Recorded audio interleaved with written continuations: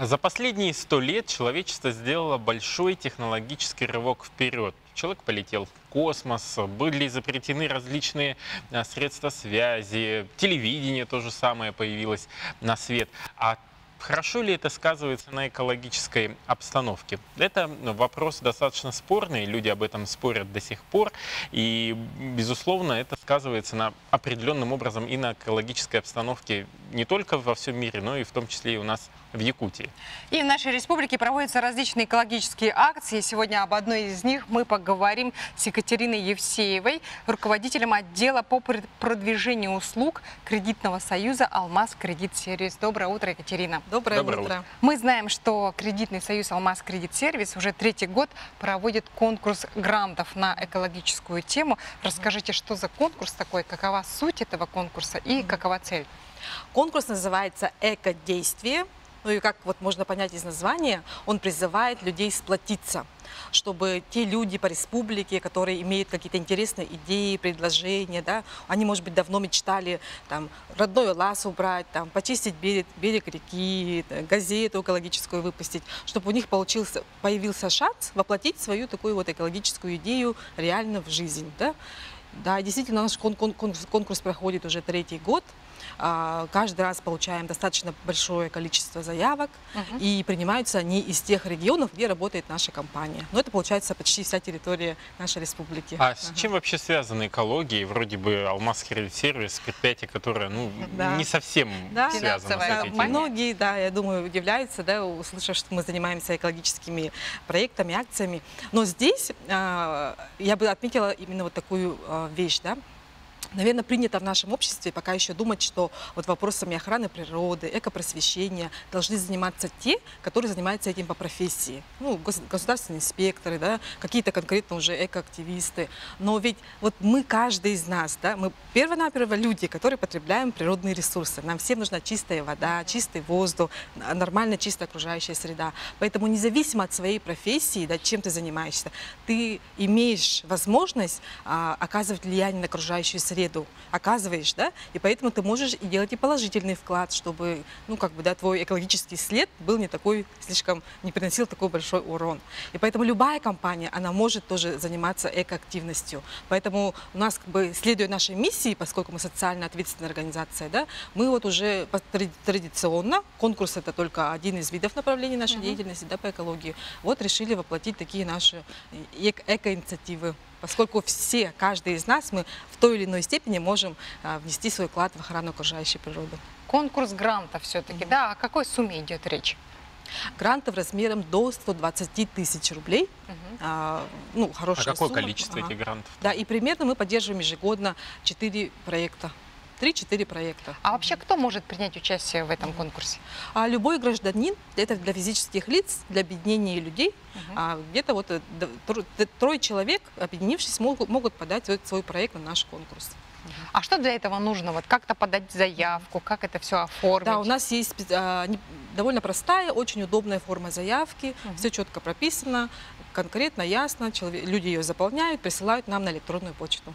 То есть можно не обязательно в бумажном виде, можно все сделать это в электронном Принимается виде? в электронном виде только. А сроки проведения? Да, мы призываем всех принять участие, нужно успевать вот в эти 2 недели до 15 апреля. А кто определяет победителей? Каждый раз мы формируем жюри, приглашаем туда наших пайщиков, экоактивистов, ну и, конечно, специалистов, да, профессионалов в области экопросвещения и экологии. Вот вы сказали, что этот конкурс уже проходит 3-й год, а вот есть какие-то яркие примеры тех проектов, которые победителями стали в прошлом году, и до сих пор проект, допустим, жив и работает? В нашем вот корпоративном журнале, который мы ежеквартально выпускаем, да, как раз в зимнем номере мы подготовили итоги проектов, получается, за 2018 год. И я бы отметила действительно, ну они все просто очень хорошие. Да? В Ленске, допустим, граждане под руководством работников образования, культуры привлекли детей и своими силами обустроили свой городской парк. Там тоже есть городской парк. Очень хорошо так убрались, конечно, субботники, эко-плакаты, провели эко-квесты. Тоже такой хороший, яркий проект, да. И в Нюрбе очень массово тоже так хорошо прошло такое эко-движение. И что интересно, силами ребят, ну, под руководством, конечно, взрослых руководителей, да, была составлена карта интерактивная, да, с технологиями, где находятся несанкционированные свалки.